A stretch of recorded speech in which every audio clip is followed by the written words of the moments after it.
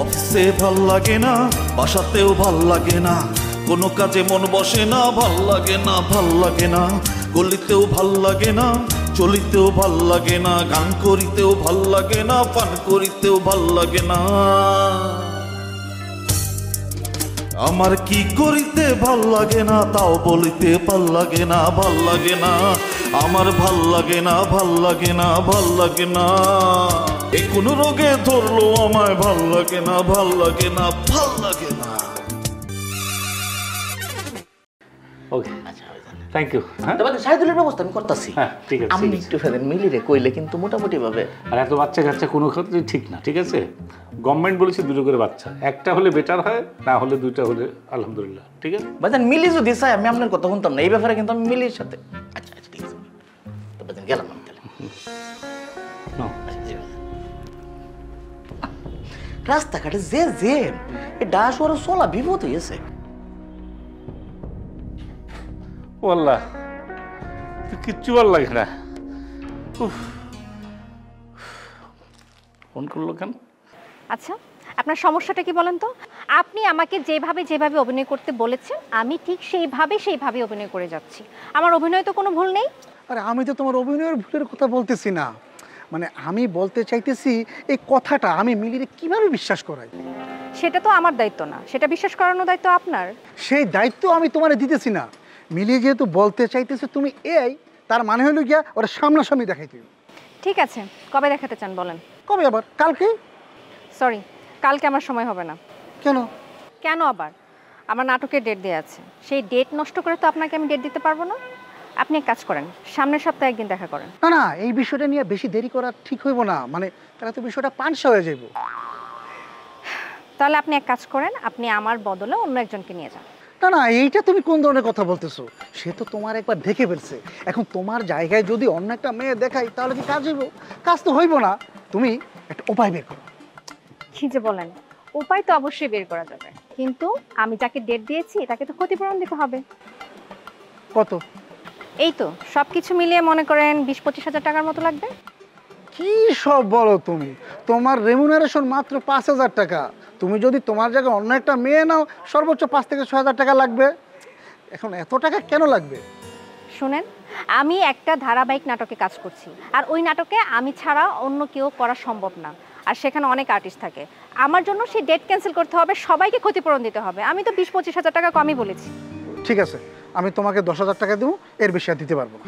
আপনি এক কাজ করেন, কাউরান বাজার গিয়ে সবজির ব্যবসা করেন, সব জায়গায় না দামাদামি হয় না। বুঝছি, তুমি রাগেও না। আমি তাইলে একটা কাজ করি, তোমাকে 20,000 টাকা দিব। বিশ্বাস করো আমার কাছে আর কোনো কানাকড়ি পর্যন্ত নাই, একদম পকেটটা ফাঁকা। ঠিক আছে, আগে দেন তাহলে। আমি আগে দিব মানে? তুমি কালকে আসো, তারপর তোমারে দেই। শুনেন, বাকির নাম ফাঁকি। আপনি যে কালকে আমাকে কাজটা হয়ে গেলে টাকা দিবেন তার কি গ্যারান্টি আছে? আপনি আমাকে আজকে টাকা দিবেন, তাহলে আমি কালকে আসবো, না হলে আসবো না। ঠিক আছে চলো, গ্যারান্টি আমি দিতেছি। সামনে বুথ আছে, বুথ থেকে ওটাই দিতেছি, চলো।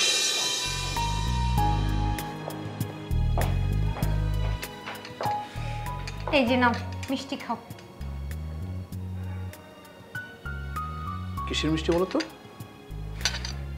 টুসি দিয়ে গেছে মিষ্টি মুখ করার জন্য। কি ব্যাপার, বাচ্চা হবে নাকি? কেন শুধু বাচ্চা হতে হবে কেন? বাবা মা ছাড়া কি পৃথিবীতে আর কোনো খুশির সংবাদ হতে পারে না? নিশ্চয়ই হতে পারে। পরীক্ষায় পাশ করলে মিষ্টি খাওয়ায়, কারোর চাকরি হলে মিষ্টি খাওয়ায়, মানে যে কোনো শুভ কাজ হলেই তো মিষ্টি খাওয়ায়। খুশির সংবাদ তো অবশ্যই, কিন্তু সেটা বাচ্চাও হবে না আর কারোর পরীক্ষার পাশে মিষ্টি বলে। আমি তো সেটাই জিজ্ঞেস করছি, বিষয়টা কি বলো? টুসি মিষ্টি মুখ করানোর জন্য আসছে, কারণ ওর হাজব্যান্ড মিস্টার মোশাররফ সাহেব ওকে একটা প্লট কিনে দিয়েছে, সেই খুশিতে সে মিষ্টি বিতরণ করছে। ও আচ্ছা, এই কথা।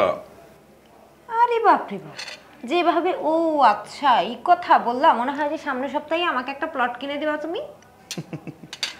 আমি বুঝলাম না, এভাবে বলছো কেন? মোশাররফ সাহেবের টাকা আছে, সে কোটি কোটি টাকার মালিক, সে তার ওয়াইফকে দিয়েছে। আমারও যখন টাকা হবে নিশ্চয়ই আমিও প্লট কিনে দেবো তোমাকে। কোটি কোটি টাকার মালিক তো ঠিকই তোমাদের বাসায় ভাড়া থাকে, আর তুমি বাড়ির মালিক হয়ে তুমি দিতে পারো না। কবে দিবার? আমি মরে যাওয়ার পরে? আর কি বলো তুমি, মরে যাওয়ার পরে? মানে এই ধরনের কথা কেন বলো? এই ধরনের কথা বলবো না তো কি করবো বলো? শোনো, এটা টাকার ব্যাপার, অনেক টাকার ব্যাপার। দেখো না মোশাররফ সাহেবের বয়স কত, আমারও যখন ওই বয়স হবে আমি তোমাকে প্লট কিনে দেবো।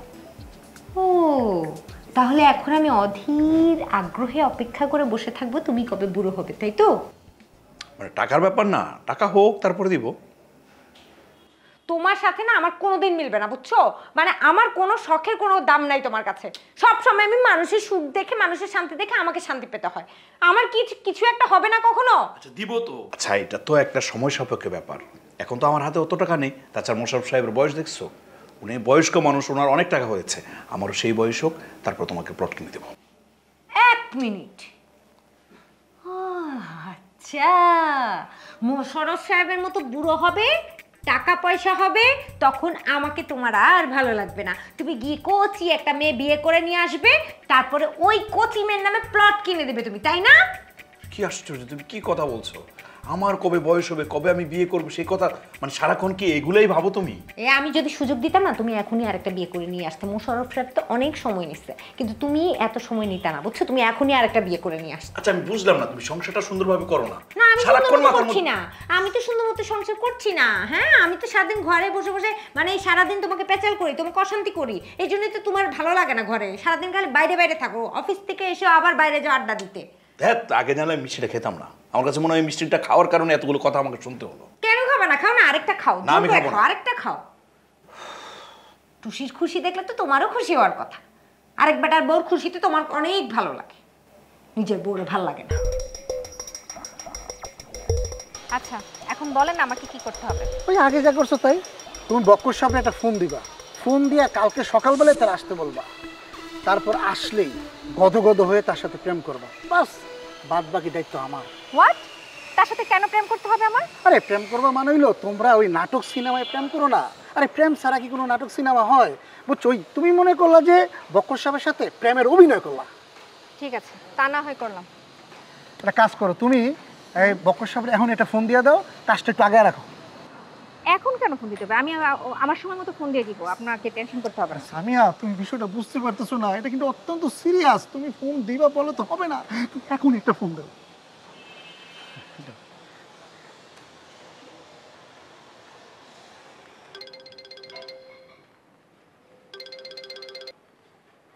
হ্যালো, হ্যালো, কেমন আছেন?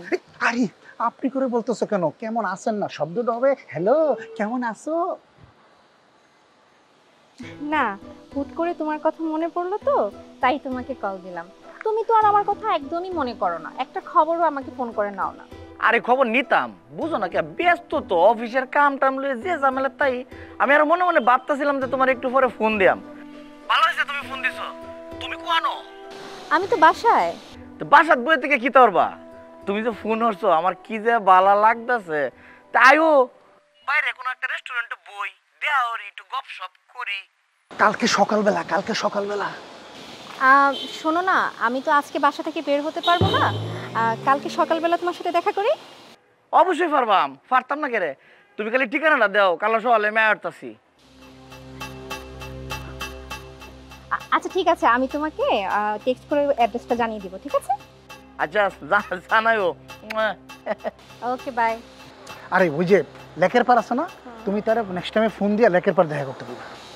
আচ্ছা ঠিক আছে, ওকে বাই। দেখো হ্যাঁ বক্কর, এইবার তুমি যাবা কোথায় চান্দু? তোমার আমি ফান্দে পালাবই। আপনি জাহানের কাছে আসছেন? জি। কেন আসছেন? 100 বার বলছি কাউরে বাসায় আনবি না। না, আমি আসলে এসেছিলাম, একটা কাজে এসেছিলাম। কেন আসছেন? ও কখন আসবে আপনি জানেন? না জানি না।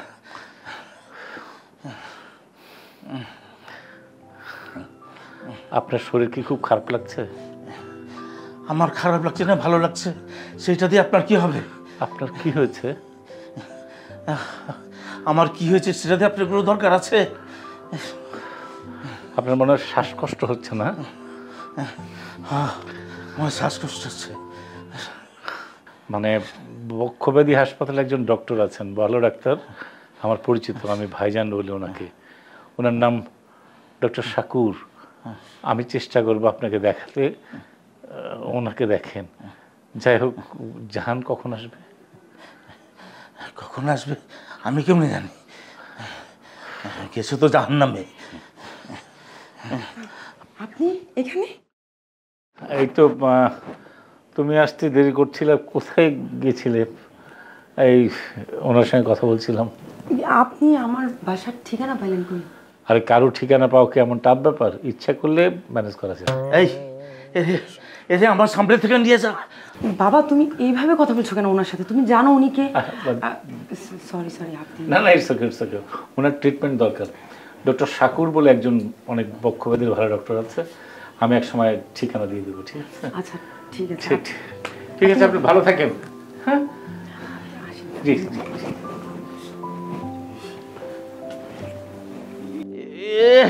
আপনি ভালো থাকেন। এই হারামজাদাদের জন্য আমার মেয়েটারে ভালো থাকতে দিল না। আল্লাহ আল্লাহ। কি বলেন বাবু ভাই, আপনি সারা দিন বাসায় থাকেন অথচ মিলির এই ছবিগুলো আপনি দেখাইতে পারেন নাই? আমি মিলিকে দেখাতে চেয়েছি তো, কিন্তু মিলি দেখে বলে কি এই এগুলো আমাকে দেখিও না, এগুলো সব এআই ফাইল। আরে মিলি বললে কি হবে? যখন ছবিগুলো তুলেছেন আপনি তো নিজের হাতে তুলেছেন, আপনি দেখেন না ওদেরকে? আমি দেখেছি তো। তাইলে? কিন্তু মিলি যদি বিশ্বাস না করে আমি কি করব?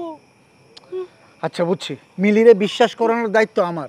আপনি একটা কাজ করবেন, কালকে সকালবেলা আমি যখন আপনাকে ফোন করব আপনি মিলিরে সাথে করে নিয়ে আসবেন। কি পারবেন না? পারবো। ওই কি চাইনিজ খাওয়াতে নিয়ে যাবেন? চাইনিজ খাওয়াতে নিয়ে যাবো। তাহলে আমি অবশ্যই পারবো, কালকে মিলিকে সাথে নিয়ে চলে আসবো। কিরে, তুই এই টাইমে বাবু ভাইয়ের সাথে কি করস? কেন, কি সমস্যা? এমন তো কোনো কথা নেই যে রাতের বেলা বাবু ভাইয়ের কথা কখন যাইবো না। আর বাবু তো মেয়ে মানুষ না যে রাতের বেলা সে বাইরেও থাকতে পারবো না। তোর একটা কথা বলে তুই 10টা কথা কস। এই বাবু ভাই আপনি আমার সাথে এই খারাপ, আমরা লোক কই যাবো? বাবু ভাইয়ের জন্য তার মা ভীষণ চিন্তা করতেছে, তার বাসায় ভীষণ কাজ পড়ে আছে, সে এখন বাসায় যাবে, সে বাইরে কোথাও যাইতে পারবে না। কি ঠিক বলছেন বাবু ভাই? হ্যাঁ। তাহলে যান, বাসায় যান। আন্টি চিন্তা করতেছে রাতের বেলা কেন বাইরে থাকেন? আপনার মতো একটা ভদ্র ছেলে কোনো সময় রাতের বেলা বাইরে থাকে? আসেন তো, যান তো, আসেন। ঠিক আছে, আসি। হ্যাঁ, গুড নাইট। আসেন বাবু, আসেন তো। জাস্ট এরকম খারাপ লাগে না?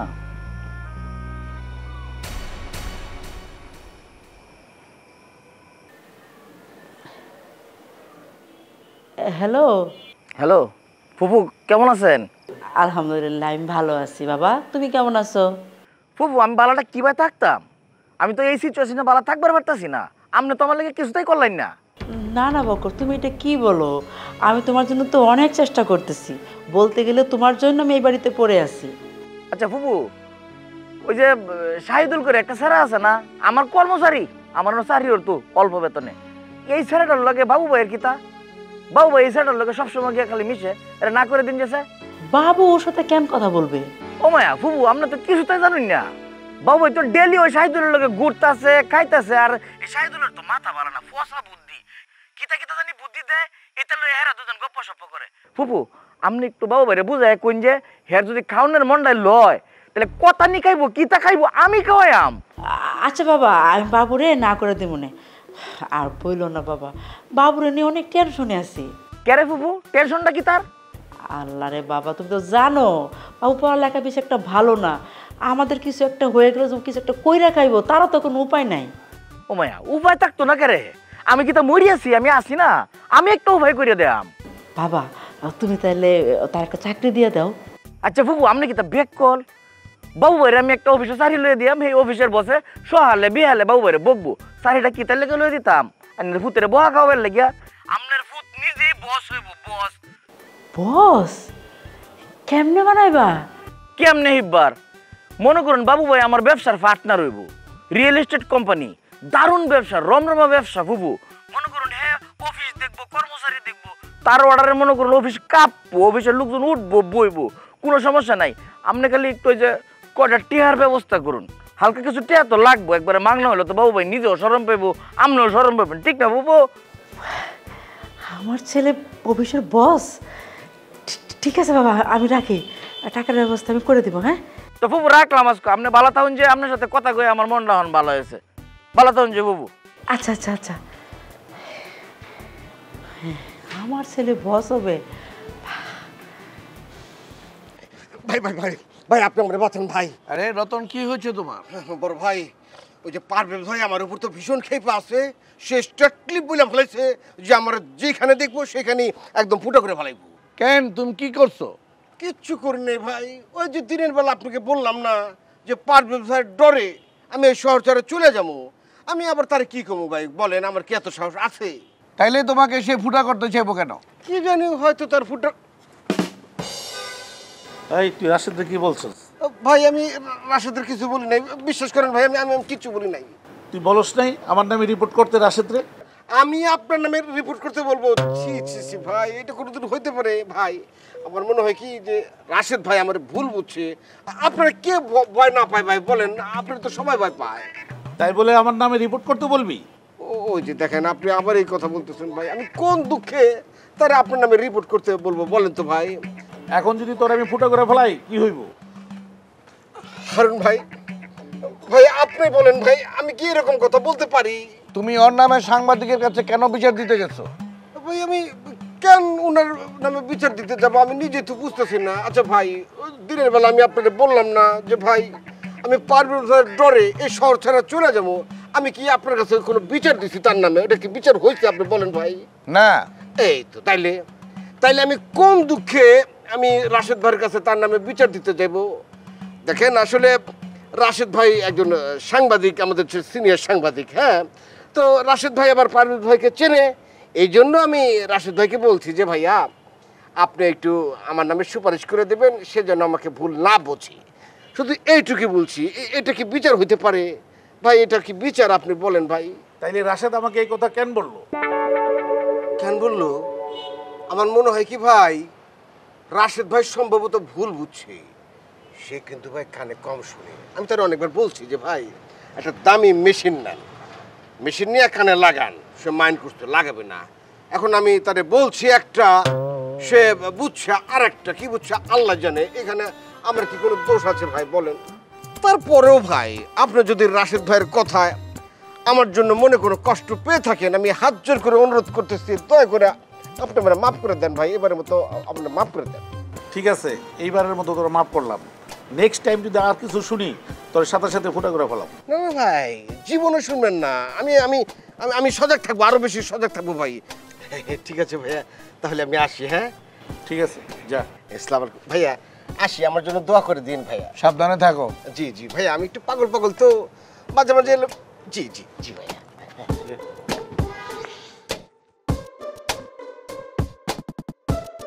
আচ্ছা, আপনি এখানে কেন আসছিলেন? মানে তুমি আমাকে ফোন করে তোমার ঠিকানা দিলে না, সেই হিসেবে চলে এসেছিলাম আমি। সরি, আমি আসলে তাড়াহুড়া করে ডাক্তারকে ফোন করতে গিয়ে আপনার ফোনে কল চলে গেছিল আমার। আরেকটা কথা, আমি না আপনার টাকাটা দিতে কিন্তু আমার আরও 2 দিন সময় লাগবে।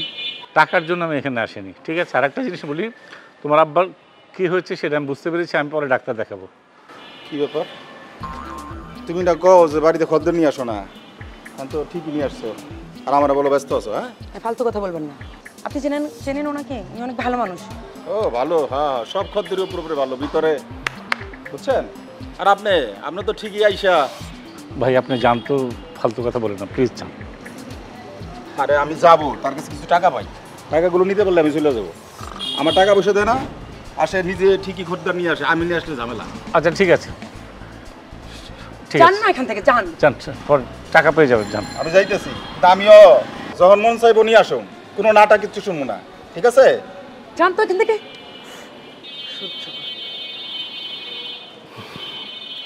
আমার মনে হয় তুমি বাসায় যাও, ঠিক আছে? যাও, আসি। ভাল লাগে না, ভাল লাগে পারভেজের ডরে আমার লাগে তুই ভিতরে গেলি না। আমি তো আপনার সেফটির জন্য ভিতরে যাই নাই, এখানে খাড়া আছি। আজকে সারাদিন কাজের অনেক চাপ ছিল, তাই আর আসতে পারিনি। সে তো তোমার একদম আপন ছোট বোনের মতো অনেক পছন্দ করে। ভাবির খবর কি? কোনটা, নতুনটা না পুরানটা? যেটা আমার কপালে নেই সেটা নিয়ে আমি মন খারাপ করতে চাই। ধৈর্য ধরো, দেখবে একদিন সব কিছুই হবে। না, তুমি তো কখনো আমাকে ছাড়া খাও না। খাইনি বলে যে কোনোদিন খেতে পারবো না এমন তো না, তাই না? বক্কর সাহেব আসলেই আমি আইসা বলবো। তোমার আবার কি খবর? আপার খোঁজ খবর নেওয়া তো আপনার কোনো দরকার নাই। তুমি তো সবসময় স্মার্ট শুনো, তবে আজকে তোমাকে একটু বেশি সুন্দর লাগে। হাতিরে দেখোস না, হাতে যখন গাথায় পড়ে চামচিকা কিন্তু তখন লাথি মারে।